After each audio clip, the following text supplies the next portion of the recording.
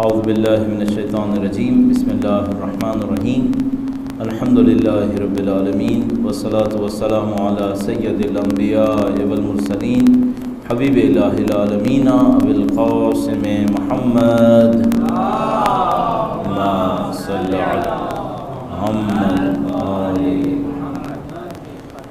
व अला आलिहि तय्यबीन ताहिरीन सय्यमा बक़ियतुल्लाहि फ़िल अरज़ीन क़ाल अल्लाहु तआला फ़ी किताबिहिल करीम बिस्मिल्लाहिर्रहमानिर्रहीम व नुरीदु अन नमुन्ना अलल लज़ीना इस्तुज़िफ़ू फ़िल अर्ज़ व नजअलहुम अइम्मा व नजअलहुमुल वारिसीन। एक बार फिर दुरूद भेजिएगा मोहम्मद व आले मोहम्मद।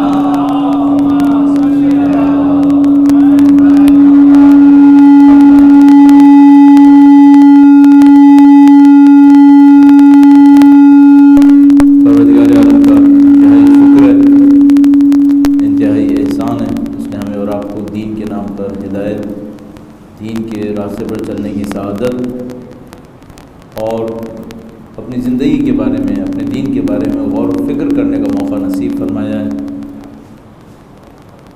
अल्लाह की दी हुई इस नेमत का शुक्र बजा लाने के लिए कि उसने हमें माह मुबारक रमज़ान नसीब फरमाया है, ये हिदायत नसीब फरमाई। एक बार फिर दुरूद भेजे मोहम्मद व आले मोहम्मद।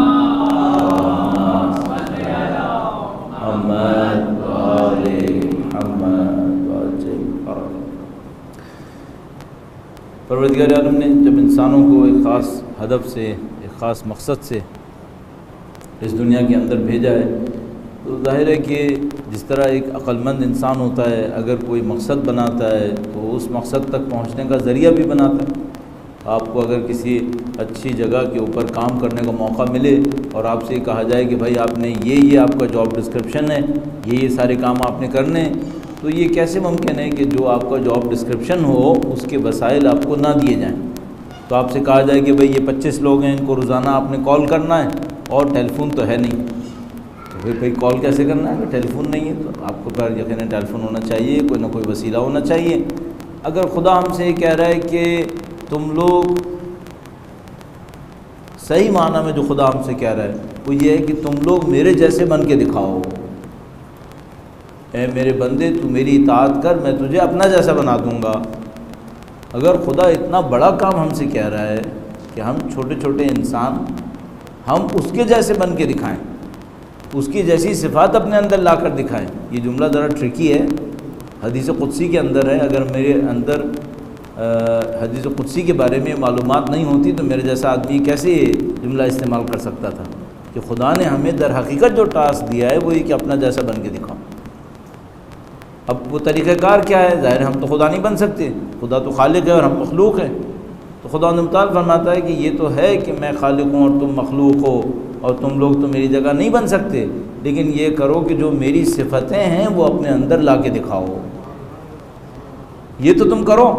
मसलन खुदा कहता है कि मैं आदिल हूँ, इअदिलू, तुम लोग अदल करो। ये काम तो खुदा का है कि वो अदल करता है, लेकिन हमसे कहता है कि तुम लोग अदल करके दिखाओ। अब खुदा मुताल खुद रहीम है और हमसे कहता है कि इरहमू, तुम लोग रहम करके दिखाओ, रहम करो। खुद रज़्ज़ाक़ है और हमसे कहता है अनफ़िक़ू, तुम लोग इन्फ़ाक़ करो। अपनी सारी सिफ़तें हमारे अंदर देखना चाहता है। अच्छा, अब ये कैसे मुमकिन है कि जो खुदा अपनी सिफ़तें हमारे अंदर देखना चाहे उसने हमें इसका वसीला ना दिया हो? वसीला तो देगा, वरना हम कैसे ये काम कर सकते हैं? न सिर्फ वसीला देगा बल्कि उसका एनवायरनमेंट भी बनाएगा। अब मिसाल के तौर पर फ़र्ज़ कर लीजिए कि मैं इस दुनिया में रहूं, कोई सख्ती ना आए, कोई मुश्किल ना आए और मैं कहूं कि मैं साबिर हूँ। भाई कहाँ का सब्र का दावा? ना कोई मुश्किल आई, ना कोई सख्ती आई, ना कोई परेशानी आई और दावा यह है कि मैं साबिर हूँ।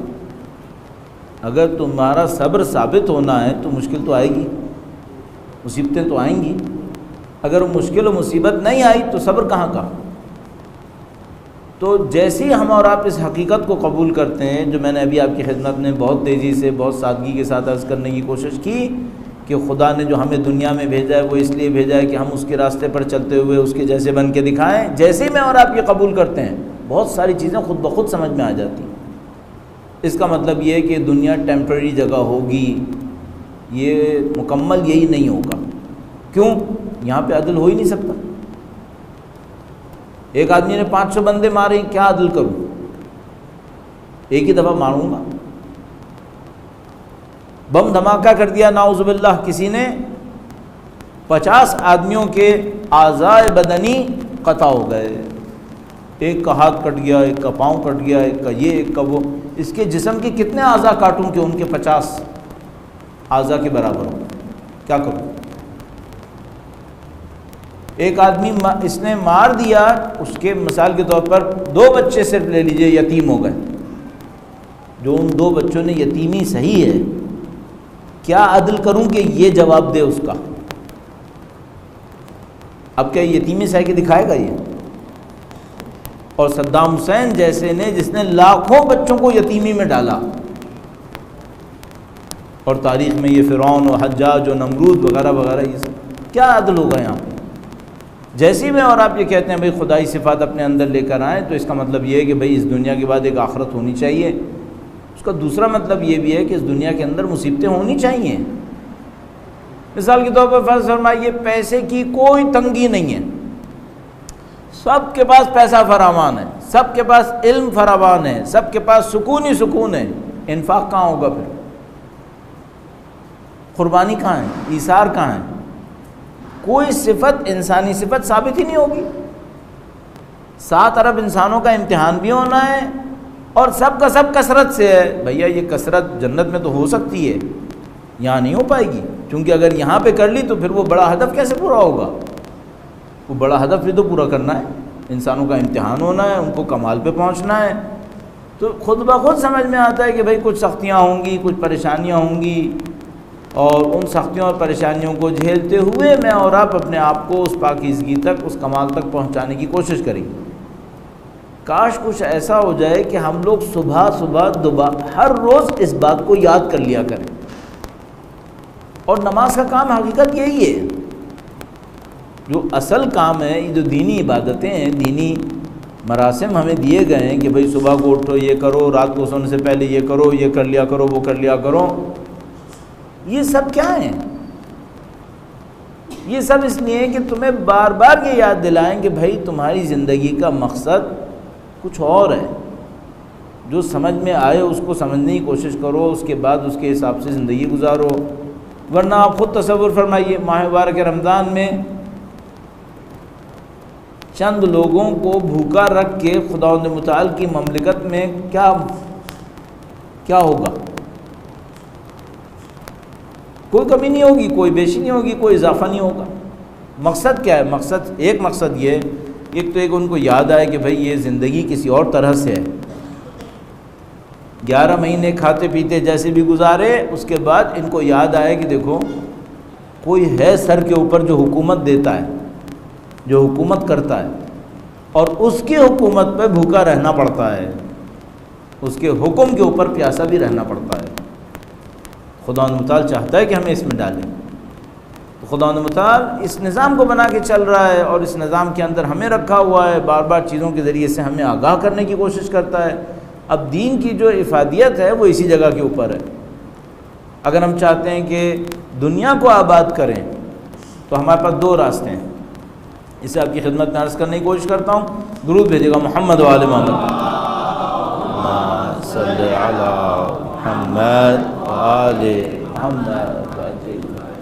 जब हम दीन के बारे में गुफ्तगू करते हैं, उस पॉइंट पे अभी वापस आता हूँ, थोड़ा सा एक और पॉइंट जमा करते हुए ले आऊँ।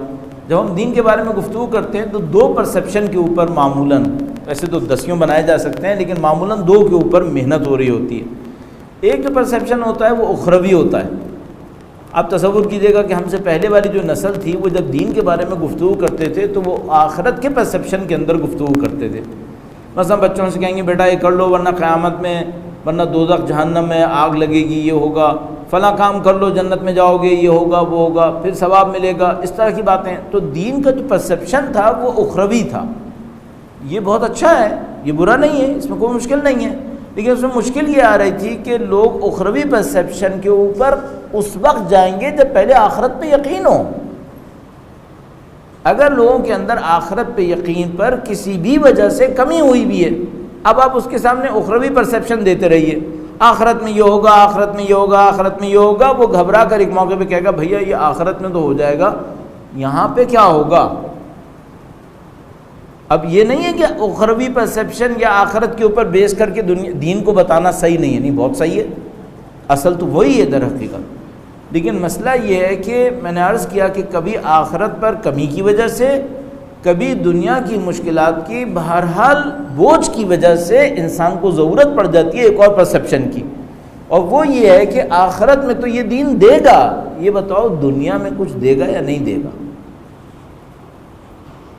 अब यहाँ पे फिर एक मसला आ जाता है, एक दफ़ा हम ये कहते हैं भाई दुनिया में देगा, फिर हम दुनिया वालों की टर्म्स में बात करना शुरू कर देते हैं।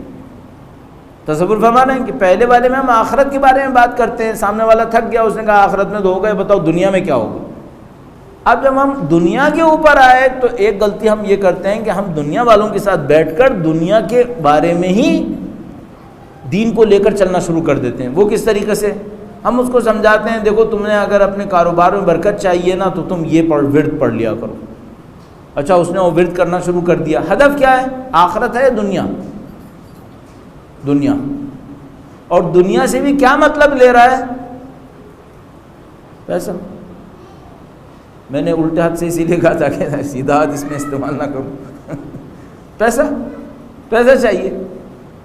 दो तीन बातों को मैं सोचता हूँ, एक तो ये कि दांतों से और मुंह से कभी नोट नहीं पकड़ना चाहिए, ये मंज़र बहुत गंदा मंज़र है। दांतों या मुंह से नोट नहीं पकड़ना चाहिए। एक तो अल्लाह का शुक्र हो गया आजकल तो नोट वैसे ही ख़त्म हो गए, क्रेडिट कार्ड आ रहे हैं, कार्ड्स आ रहे हैं, तो वो कहानी ख़त्म हो गई उनकी। लेकिन बड़ा बुरा मंज़र लगता है मुझे। और दूसरा मुझे समझ में आता है कि कुछ अपने दिमाग को इस तरह तरबियत करना चाहिए कि जब पैसा हाथ में हो तो ये याद रहे कि इसकी हैसियत नहीं है, इसका कोई एतबार भी नहीं है। हकीकत ये, क्या दुनिया का कोई एतबार है? एक गलती होनी है और जो कुछ दुनिया से होता है सब चला जाता है। बेएतबार तरीन चीज़ हमारे वजूद की ये दुनिया है। दुनिया व माफ़ीहा, जो कुछ दुनिया के अंदर है, शोहरत, ताकत, दौलत, ये सारी बातें जो दुनिया के अंदर है। तो बहरहाल जब हम दुनिया के बारे में गुफ्तगू करने लगते हैं तो फिर दुनिया की भी पस्त शक्ल पे आ जाते हैं। क्या मतलब दुनिया की पस्त शक्ल? दौलत कैसे आएगी, शोहरत कैसे आएगी, ताकत कैसे आएगी, इसके ऊपर आ जाते हैं। जब हम उखरवी परसेप्शन पे जाते हैं तो दुनिया को नज़रअंदाज कर देते हैं, तो उससे सामने वाला घबरा जाता है। जब दुनिया के बारे में बात करने लगते हैं तो दुनिया के अंदर इतने गार्क हो जाते हैं कि वो दुनियादारों की तरह बात होना शुरू हो जाती है। अब बीच का रास्ता क्या रखा जाए? बीच का रास्ता एक तो ये रखा जाए कि उखरवी परसेप्शन को नज़रअंदाज ना किया जाए। बार बार इस बात को पॉइंट आउट करने की ज़रूरत है, भाई असल आखिरत है। दूसरी बात ये कि हमें अपने आप को और लोगों को इस बात पर तरबियत देनी होगी कि भाई दुनिया से असल में जो चाहिए वो क्या चाहिए, असल क्या चाहिए दुनिया से। मसलन दुनिया से घर चाहिए, गाड़ी चाहिए, शोहरत चाहिए, दौलत चाहिए, ताकत चाहिए, सब चाहिए। असल में ये नहीं चाहिए। हकीकत ये है कि दुनिया के बहुत कम फीसद लोग अगर वाक़यान इसको समझने की कोशिश करें तो उनको इनमें से कोई भी चीज़ चाहिए, ये सब नहीं चाहिए। वाक़यान जो लोगों को चाहिए, मैं आपसे खुद पूछूंगा ऐसे ही मजाक में रखते हुए आजकल के हालात की बुनियाद पे, एसी चाहिए या ठंडक चाहिए? तो साफ बात है ठंडक चाहिए, ठंडक चाहिए। अब मैं एक और बात पूछता हूँ, ठंडक चाहिए या सुकून चाहिए? वो ठंडक का क्या लेना देना? बर्फ के ऊपर बैठ के कोई सर पे मारता रहे मुझे तो मैं ठंडा तो हो गया, लेकिन इस ठंडक का मुझे क्या लेना देना भाई? ठंडक नहीं चाहिए, सुकून चाहिए। तो एसी नहीं चाहिए, ठंडक चाहिए, ठंडक नहीं चाहिए बल्कि सुकून चाहिए। अगर कोई ऐसा काम करे कि 48 डिग्री में मुझे कहीं से सुकून मिल जाए, फिर एसी चाहिए? क्या करना भाई? अब ये जो मसला है ये हमारे दिमाग का एक अजीब व गरीब खेल है। हमें दुनिया चाहिए, मैं क्यों इनकार करूंगा? मैं भी तो दुनिया में रह रहा हूँ, मुझे भी दुनिया चाहिए। लेकिन मुझे एक बात पता है, मुझे जो दुनिया से चाहिए वो मुझे लिए क्लियर होना चाहिए, मुझे क्या चाहिए। तो असल में जो हमें दुनिया से चाहिए वो इत्मीनान चाहिए, सुकून चाहिए। अब कोई ये समझ रहा है कि उसको पैसे से सुकून मिलेगा, तो हम उसको ये समझाने की कोशिश करें, देखो दीन तुम्हें शायद पैसा भी दे दे, लेकिन तुम्हें बेवकूफ़ नहीं बनना चाहिए।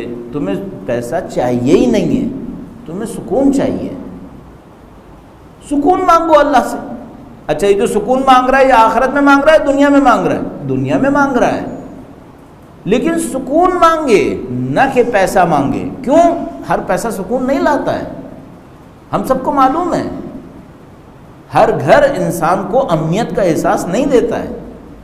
बहुत सारे लोग हैं बड़े बड़े महलों में रहते हैं, लेकिन सिक्योरिटी की फीलिंग नहीं आती। और कोई एक आदमी सादा से घर में रहता है, सिक्योरिटी के साथ रहता है, अमनियत के साथ रहता है, सुकून से रहता है। तो हमें होशियार होना चाहिए। हम दीन का फ़ायदा कहाँ पे ढूंढें? जैसे मैंने कल बात की भाई गुर्बत के चैप्टर के अंदर, कि भाई दीन का अगर आप फ़ायदा ढूंढ रहे हो ना, दीन का फ़ायदा सही जगह पे ढूंढो। एक आखिरत में ढूंढो, एक दुनिया में ढूंढो, लेकिन दुनिया में जो कुछ ढूंढो उसको ज़रा होशियारी से देखने की कोशिश करो कि वो जो असल में आपको चाहिए वो क्या चीज़ चाहिए। अब वो जो असल में आपको चाहिए, अगर आपको ये एहसास हो गया कि भाई एसी नहीं चाहिए, ठंडक चाहिए, और ठंडक नहीं चाहिए बल्कि सुकून चाहिए, इसके ऊपर दीन बहुत अजीब तरीके से रहनुमाई देता है। और ये दीन का कमाल है, ऐसे कानून बता के देगा जो फिज़िक्स का कोई एक्सपर्ट भी ना दे सके, क्योंकि ज़ाहिर है वो तो उधर जाएगा ही नहीं।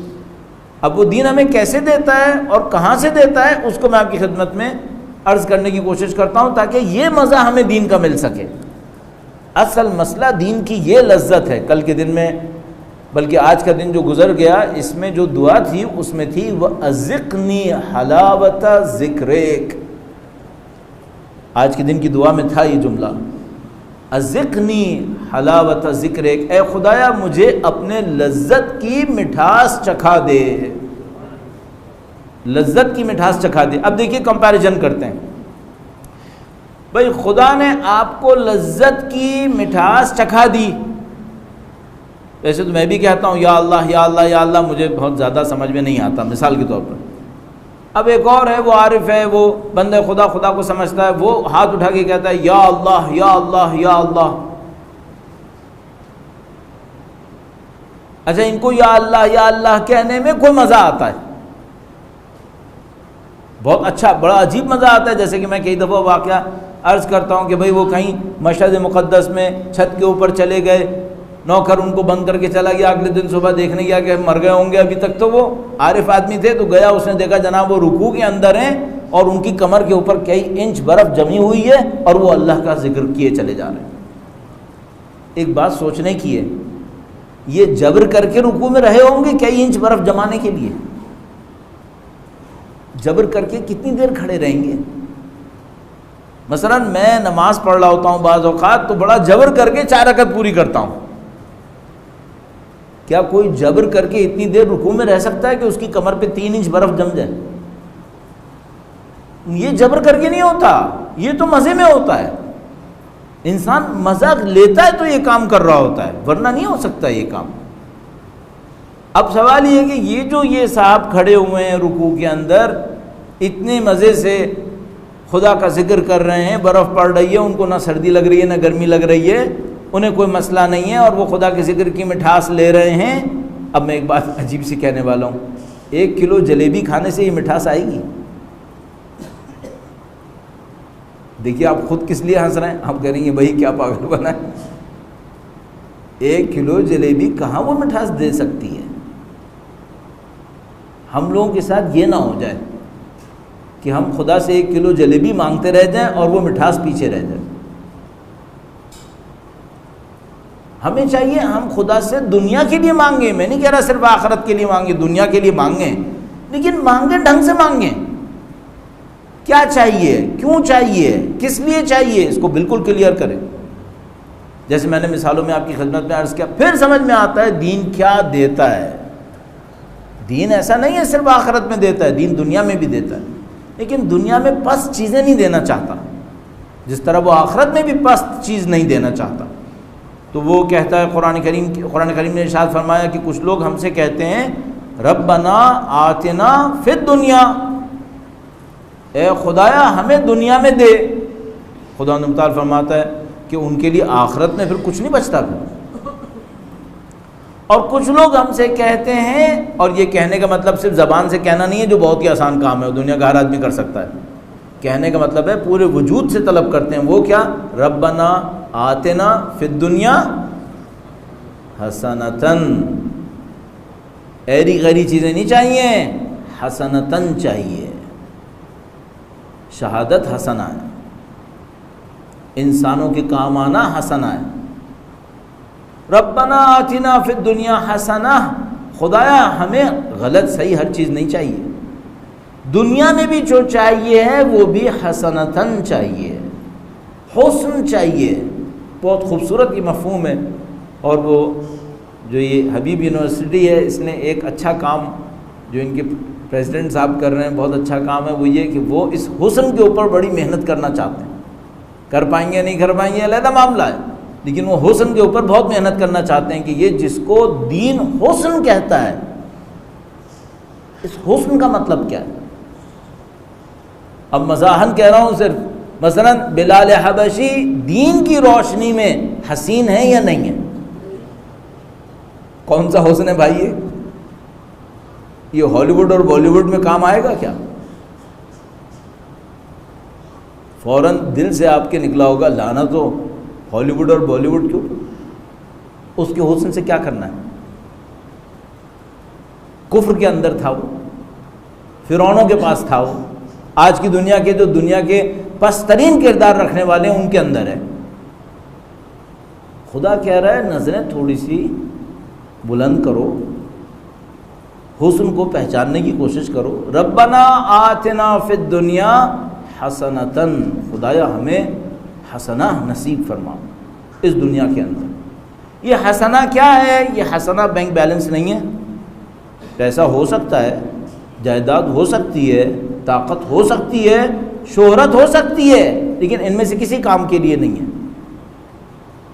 मुमकिन है खुदा पैसा दे ताकि मैं दूसरों के काम आऊं, ये हसना है। मुमकिन है खुदा मुझे जगह दे ताकि मैं दूसरों के लिए पनाहगाह बनाऊं, ये हसना है। मुमकिन है खुदा मुझे ताकत दे ताकि मजलूम को अदल दिला सकूं, ये हसना है। तो हम खुदा ने मुताल से कुरान की पैरवी में कहते हैं रब्बना आतिना फिद दुनिया हसनतन। अब दीन हमें समझाता है ये हसना मिलना कैसे है। तो पहला काम क्या करें? पहला काम ये करें कि आप अपने लिए ये क्लियर करने की कोशिश करें आपको दुनिया से चाहिए क्या है, अच्छी तरह इसको निपटाने की कोशिश करें, और जितनी जल्दी निपटा लें बेहतर है, ताकि आपको ये पता चल जाए मुझे और आपको कि हमें चाहिए क्या है। उसके बाद फिर उसके लिए मंसूबाबंदी भी करें, उसके लिए मेहनत भी करें, उसके बाद कोशिशें करें, जिद्दोजहद करें, लेकिन सबसे पहले ये ढूंढने की कोशिश करें भाई आपको चाहिए क्या है। और मैंने अर्ज़ किया कुरान करीम में इरशाद फरमाते हैं रब्बना आतिना फिद दुनिया हसनतन, खुदाया हमें हसना नसीब फरमा। अब ये जो हसना क्या है, जो हमारे अंदर हुस्न लेकर आएगा, और वो हुस्न और कमाल होता क्या है, तो मैंने आपकी खिदमत में अर्ज़ किया ये हुस्न और कमाल होगा कि आप अब इशारतन भी कहो तो आप सराहतन अर्ज़ करने की इसको कैटेगरीज बनाकर कोशिश करते हैं। दुरूद भेजेगा मोहम्मद व आले मोहम्मद।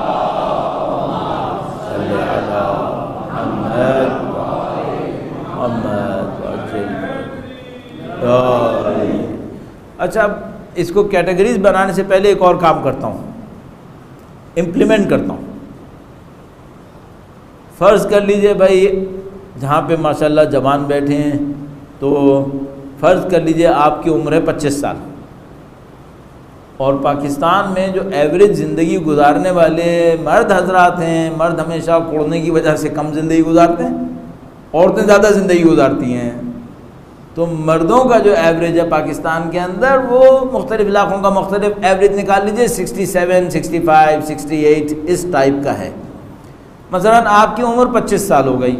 25 साल का मतलब ये है कि मसलन आपने ग्रेजुएशन कर लिया है, यानी मेरा मतलब बैचलर्स हो गए आप, आपने एक इंटरमीडिएट के बाद का जो लेवल है वो कंप्लीट कर लिया है, और अब आप मसलन प्रोफेशनल लाइफ के अंदर हैं, थोड़ा बहुत प्रोफेशनल लाइफ की तरफ, या आपने और एजुकेशन ले ली है, अब आप प्रोफेशनल लाइफ की तरफ तवज्जो दे रहे हैं, अब आप अपनी ज़िंदगी बनाने की तरफ जा रहे हैं बेइस्तिलाह।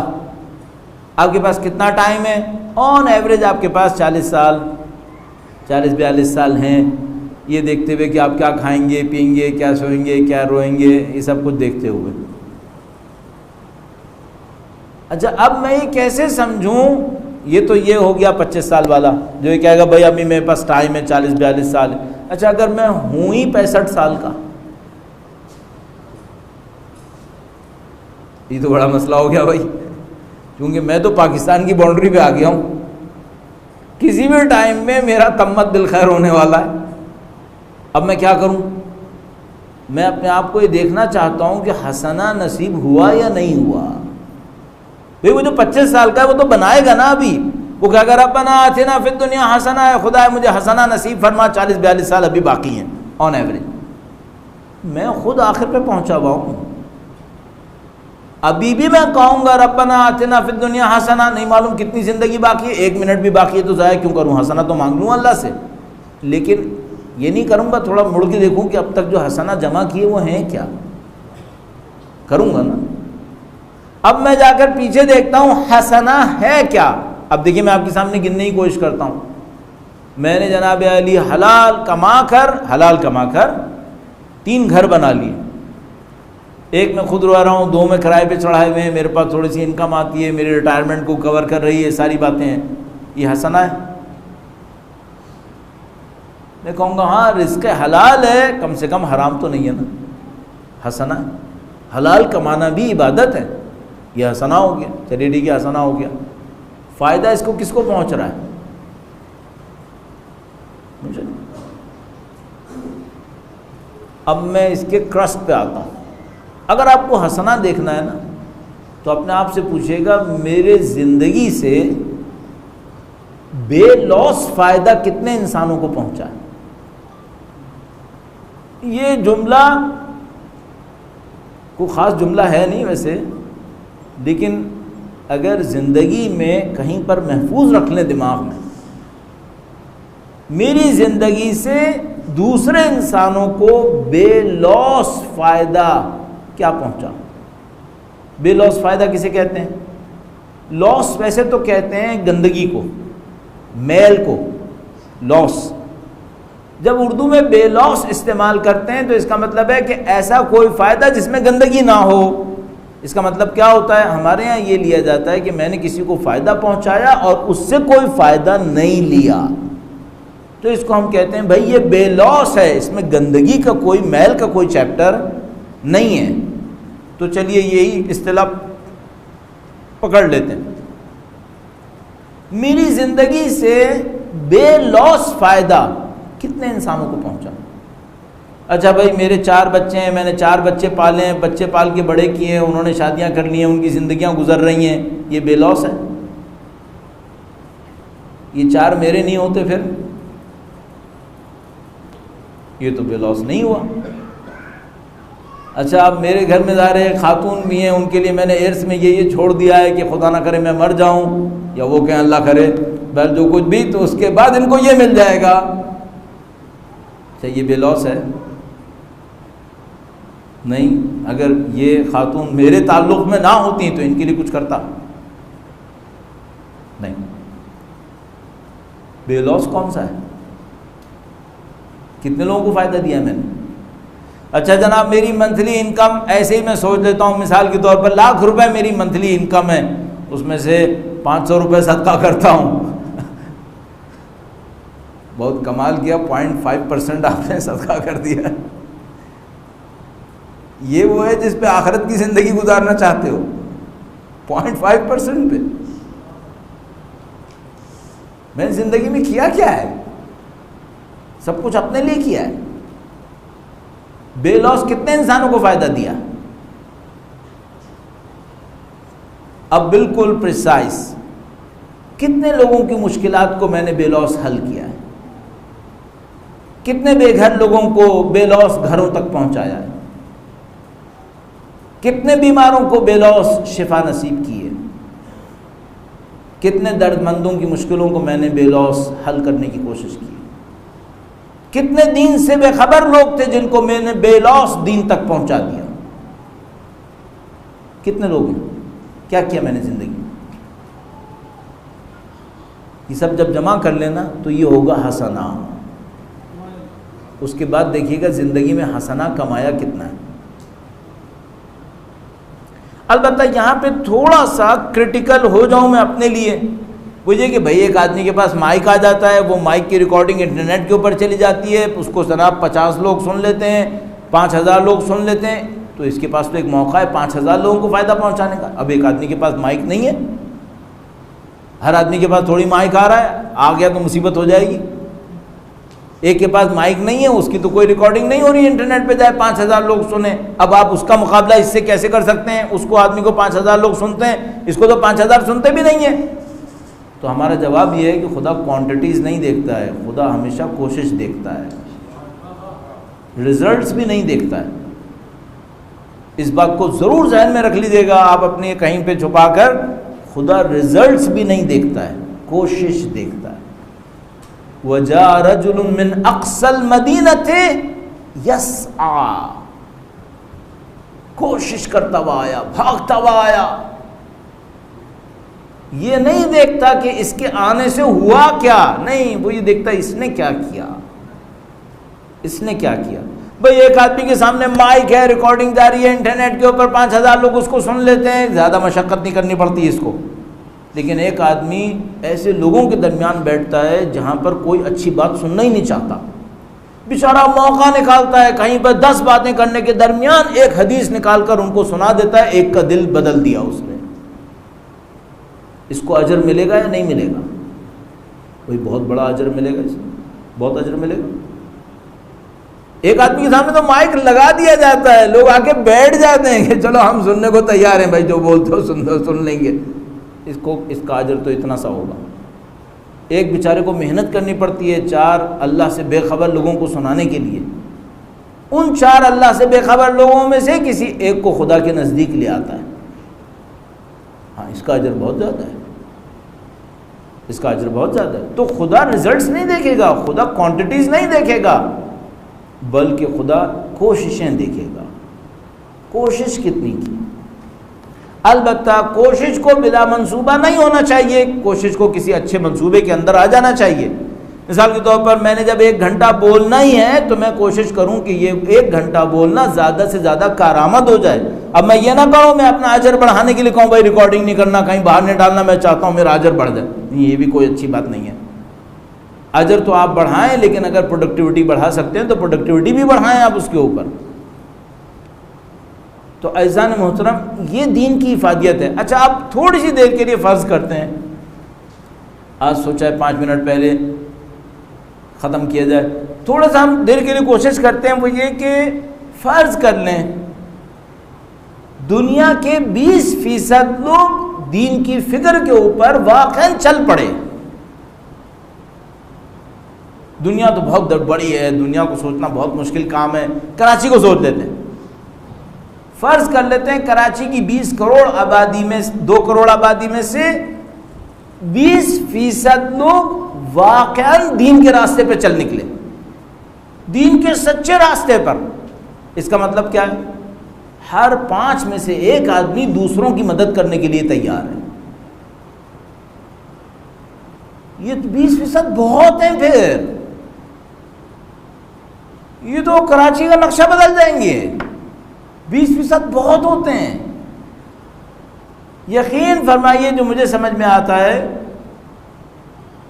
ब्रैकेट्स में डाल लीजिए इसको, एक कानून बयान करते हैं, पता नहीं पैरेटो रूल और क्या कहते हैं उसको, कि दुनिया के तमाम सिस्टम्स के अंदर 80% प्रॉब्लम्स 20% पार्टिकल से आती हैं। मसलन एक सिस्टम है, ये माइक है, इसके पीछे लाउड स्पीकर है और इसके अंदर वो प्रोसेसिंग हो रही है, ये जो सारा सिस्टम है, इसकी 80% प्रॉब्लम्स 20% सिर्फ इसके पीसेस से आएंगी। तो उसका मतलब अगर आपने 20% को संभाल लिया, उस 20% को पहचान लिया और संभाल लिया, 80% प्रॉब्लम सॉल्व हो गई आपकी। सोसाइटी भी ऐसी है। अच्छा, इसके बाद ये रूल बढ़ता है और कहता है कि उस 20% में भी 80% प्रॉब्लम उसके 20% से आती हैं। इसका मतलब यह है कि अगर आपने वाकई पिन पॉइंट पे हाथ रख लिया तो सोसाइटी के 5-10% लोग भी अगर दीन पे चल निकले, सोसाइटी बदल जाएगी। आप कभी तसव्वुर में भी नहीं सोचिएगा कि जो मसलन ईरान के अंदर निस्बतन बेहतर रिजल्ट्स हमें मिल रहे हैं, ये सब के सब अच्छे होंगे। खैर आप क्यों सोचेंगे, अगर एक दफ़ा भी आप ईरान गए होंगे तो ख़तन नहीं सोचेंगे। अगर एक दफ़ा भी आपको जाना मिल गया, नहीं गए हो तो एक अलग मसला है, फिर तो शायद आप सोच लें। कुछ कहीं नहीं ऐसा होता सब के सब अच्छे हो जाएं। चंद फीसद लोग अगर अच्छे हो जाएं, सही हो जाएं, मामला सही हो गया। और कुरान करीम ने इसी को बार बार इसरार फरमाया है, ला यज़ुर्रुकुम मन ज़ल्ला इज़ा इह्तदैतुम, तुम हिदायत पा जाओ तो कोई गुमराह तुम्हें नुकसान नहीं पहुंचा सकता। तो आइज़ान मोहतरम, मैं क्या करने की कोशिश करूं? अब बात शायद मुतफर्रिक भी हो गई, और वो ये हो गई कि मैं दीन को समझने की कोशिश करूं कि दीन फ़ायदा कैसे पहुंचाता है, और कैसा पहुंचाने के लिए मुझे जो करना पड़ेगा वो है कि अपनी शख्सियत को तैयार करना पड़ेगा। और वो शख्सियत मैं कैसे तैयार करूँगा? रब्बना आतिना फिद दुनिया हसना। और ये हसना क्या है? मैंने अर्ज़ किया, हसना ये है कि मैं दुनिया को इस्तेमाल करूँ दो जगह पे बेलौस खिदमत के लिए। एक अल्लाह के दीन, दूसरा अल्लाह के बंदे। आप अपनी ज़ात से एक बार ढूंढते रहिएगा, आपकी ज़ात से अल्लाह के दीन, आपकी ज़ात से अल्लाह के बंदे, इनको बेलौस फ़ायदा क्या पहुंचा? जितना आपने इस चैप्टर के ऊपर मेहनत की, आपको ज़िंदगी में हसना मिलते रहेंगे। और अगर आपको ज़िंदगी में हसना मिलते रहे तो पहली वाली बात को जमा करते हुए, दोबारा लाते हुए, एसी चाहिए या ठंडक, ठंडक चाहिए या सुकून, आप हसना बढ़ाते रहिए, खुदा आपकी ज़िंदगी की बरकतें बढ़ाता रहेगा, खुदा कम नहीं करेगा। देखिए बहुत सादा सी बात है, हल जज़ाउल एहसान इल्लल एहसान। अगर मैं खुदा के दीन के लिए मेहनत करूं बेलौस, खुदा के बंदों के लिए मेहनत करूं बेलौस, 2 पॉइंट, एक तीसरा पॉइंट मैं ऐड करने वाला हूं, खुदा से मोहब्बत करना शुरू कर दूं बेलौस। उन दोनों के अंदर यही मामला है। ज़्यादा इसको तीसरा बनाने की ज़रूरत नहीं है, लेकिन बना लें अच्छा है। बस मैं अपनी ज़िंदगी में 3 पॉइंट्स ढूंढूं। आपको दीन की फायदियत चाहिए, 3 पॉइंट्स ढूंढना शुरू कर दें। हर रोज़ कर लें, ये भी अच्छा है। प्लानिंग कर लें महीने के लिए, साल भर के लिए, ज़िंदगी के लिए, वो भी अच्छा है। हर रोज़ करने बहुत मुनासिब है। नंबर 1, मेरी खुदा से मोहब्बत कैसे बढ़ेगी, खुदा से मेरी उन्स, खुदा से मेरा लगाव कैसे बढ़ेगा। अब मैं यहाँ पे जज्बाती जुमले खुद नहीं कहना चाहता हूँ, लेकिन बहरहाल मेरे जहन में आता है तो मैं आपकी खिदमत में अर्ज़ कर रहा हूँ। किसी इंसान के साथ बैठकर मुझे मज़ा आए और उतना खुदा के साथ बैठकर ना आए,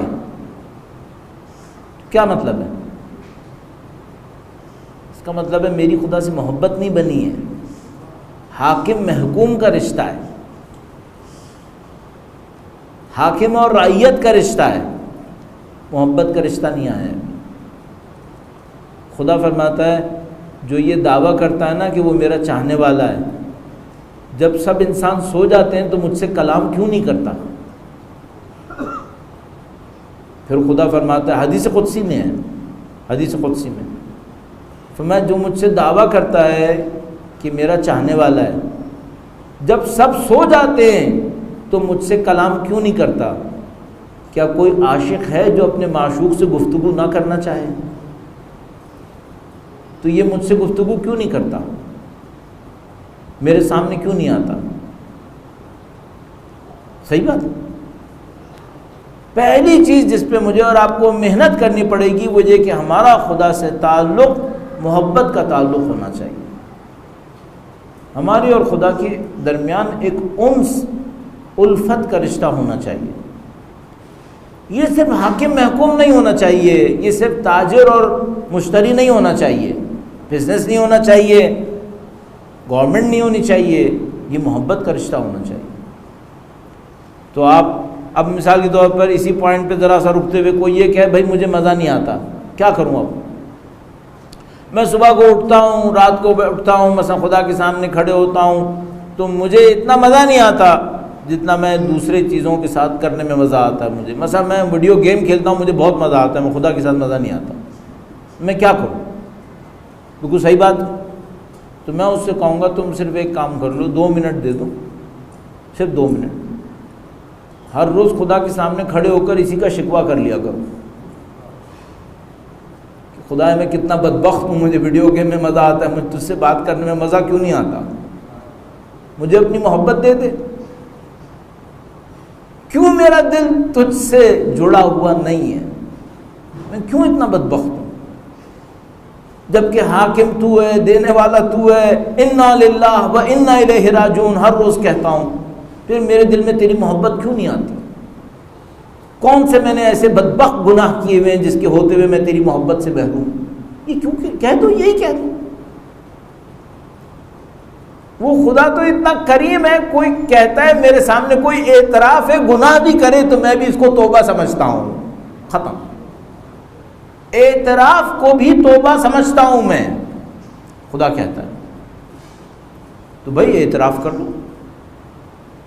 मसलन मैं नमाज शब पढ़ना चाहता हूँ, मैं नहीं नमाज शब पढ़ पाया, सुबह को उठा, अज़ान हो रही थी मिसाल के तौर पर, मैं खड़ा हुआ या और वक्त गुजर गया, मैंने फजर की नमाज़ पढ़ी, तो मैं इससे कहूँगा एक काम कर लो, वतर की नमाज़ पढ़ लो 1 रकअत, उसके कुनूत में पहुँचो और खुदा से कह दो, खुदाया क्यों मैं इतना बदबख्त हूँ,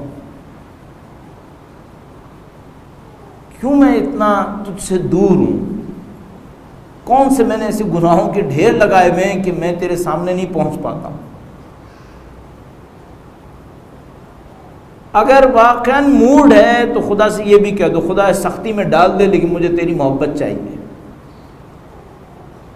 और हर वो चीज़ जो मेरे और तेरे दरमियान रुकावट बनी है उसे हटाना शुरू कर दे। फिर तैयार हो जाओ, कुछ सख्तियाँ आएंगी, कुछ मुसीबतें आएंगी, फिर खुदा जब मुसीबत आए तो फिर खुदा के सामने खड़े हो जाओ और कहो खुदा अगर तूने ये मुसीबत इसलिए दी है ना कि मैं तेरे नज़दीक हो सकूँ, खुदा मुझे कबूल है, क्योंकि मुझे पता है मेरा तेरे नज़दीक होना बहुत अच्छा है। तो खुदा से कहना शुरू कर दे, खुदा मुसीबतें भेज, सिर्फ एक वादा कर ले, मुझे मेरे हाल पे ना छोड़, मुझे अपनी हिमायत और पनाह में बाकी रख, मुसीबतें भेज, झेलूंगा मैं। इन मुसीबतों का लुत्फ नहीं आता क्या फिर लोगों को? पहली चीज़ जिस पर मोहब्बत मेहनत करें वो अल्लाह से मोहब्बत है, इस पर मेहनत होनी चाहिए, जितनी मेहनत कर सकते हैं इसके ऊपर कर लें। दूसरी बात, जब खुदा से मोहब्बत का रिश्ता बनने लगे तो फिर खुदा से क्या, खुदा मैं तेरा चाहने वाला बंदा हूँ, मुझसे वो करवा जो तुझे पसंद है। जो तुझे पसंद है वो दीन की खिदमत है, जो तुझे पसंद है वो बंदों की खिदमत है। खुदाया मुझसे दीन की खिदमत करवा दे, मुझसे बंदों की खिदमत करवा दे। फिर जो कुछ खुदा करवाए वो करता रहे। आइज़ान मोहतरम, स्टार्टिंग पॉइंट यही एतराफ़ है जो मैंने आपकी खिदमत में अर्ज़ किया। मुझे वो मज़ा कहाँ आएगा जो आगा बहजत को आता था, मुझे वो मज़ा कहाँ आएगा जो मिसाल के तौर पर उरफा को आता था, नहीं आ रहा ना। कहो खुदा से, खुदा मेरे कुछ गुनाह हैं जो मुझे लज्जतों से दूर किए हुए हैं, खुदा वो गुनाह मुझसे हटा दे। मेरी कुछ गलत आदतें हैं उनसे मेरी जान छुड़ा दे, मेरे सर पे कुछ बोझ बने हुए हैं। अज़ीज़ान मोहतरम, वो खुदा इतना करीम है, इतना करीम है कि हर रोज़ करामत दिखाता है, फिर रमज़ान करीम भी भेजता है। कहता है 11 महीने नहीं आई ना करामत, चलो अब इस महीने ले लो। करामत के दरवाज़े खोलता है और कहता है कि देखो मैं देने के लिए तैयार हूँ, क्या तुम लेना नहीं चाहते? तो अज़ीज़ान मोहतरम, बड़ा खूबसूरत मौका है हमारा आपके लिए। परवरदिगार इंशाअल्लाह इस महीने की सआदतों को हम सबको नसीब फरमाए। अल्लाह से दुआ करते हैं, खुदाया तुझे तेरे महबूब बंदों का वास्ता, तुझे कुरान और अहले बैत अतार अलैहिमुस्सलाम का वास्ता, खुदाया हमारे दिलों को अपनी मोहब्बत से मुनव्वर फरमा ए पाक परवरदिगार, कुरान और अहले बैत अतार अलैहिस्सलाम की हमराही दुनिया और आखिरत में हम सबको नसीब फरमा। ए पाक परवरदिगार, कुरान और अहले बैत की शफाअत हम सबको नसीब फरमा। खुदाया नहीं मालूम कितने गुनाह होंगे जो रुकावट बने हुए होंगे, कितने गुनाह होंगे जिनके नतीजे में हमारी ज़िंदगियां ज़ाया हो रही होंगी। खुदाया तुझे नबी और औलाद नबी का वास्ता, तुझे कुरान करीम और माह मुबारक रमज़ान का वास्ता हमारे तमाम गुनाहान सगीरा और कबीरा की मग़फ़िरत फरमा। ऐ पाक परवरदिगार, मरहुमीन तेरी रहमत के मुंतज़िर, खुदाया तुझे अपने लुत्फ़ व करम का वास्ता हमारे मरहुमीन के तमाम गुनाहान सगीरा और कबीरा की मग़फ़िरत फरमा। ऐ पाक परवरदिगार, दुनिया फितनों से भरी हुई है, तेरी हुज्जत की तशरीफ़ आवरी का इंतज़ार है। खुदाया तुझे कुरान और अहले बैत का वास्ता सैयद व सरदार मौला और आका इमाम आखिरुज़्ज़मा के ज़हूर में ताजील फरमा। इमाम के आबान व अंसार की तादाद में इजाफ़ा फरमा। इमाम के दुश्मनों को नीस्त व नाबूद फरमा। खुदाया हमें और हमारी नस्लों को उनके जानिसारों में करार फरमा। हमारी ज़िंदगियों का इख्तिताम उनकी नुसरत की राह में शहादत करार फरमा। रब्बना तक़ब्बल मिन्ना इन्नका अंतस समीउल अलीम बिजाहे मुहम्मदिन व आलिहि ताहिरीन। आइज़ान मोहतरम, वक्त के इमाम का ज़िक्र खैर हुआ। इमाम की नज़र लुत्फ़ हमारी और आपकी ज़िंदगियों को बदल सकती है। क्या ये जुमलात तकल्लुफ़ात हैं? क्या ये जुमलात मानी से दूर जुमले हैं कि इमाम की नज़र लुत्फ़ हमारी और आपकी ज़िंदगियों को बदल सकती है? ये हक़ाइक़ हैं। ज़रा सी देर के लिए तसव्वुर कीजिएगा। कहते हैं ज़िक्रुल ऐश निस्फुल ऐश, ऐश का ज़िक्र करना भी आधी अय्याशी होती है। ज़रा सा तसव्वुर कीजिएगा, अगर इस दरवाज़े से इमाम तशरीफ़ ले आए, एक नज़र हाज़रीन पर डाल दी कि मेरे चाहने वाले यहाँ जमा हैं,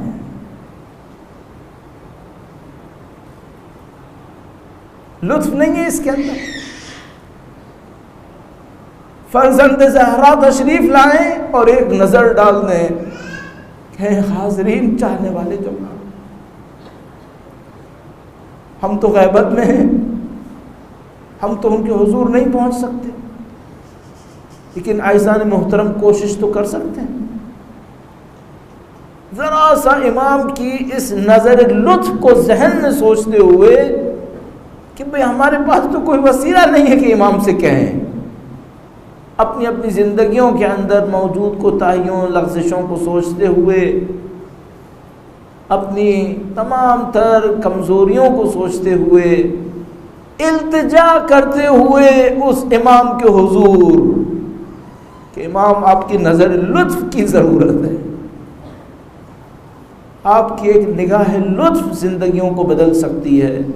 इमाम की नज़र लुत्फ़ को हासिल करने के लिए 3 मरतबा दुरूद भेजे मोहम्मद व आले मोहम्मद।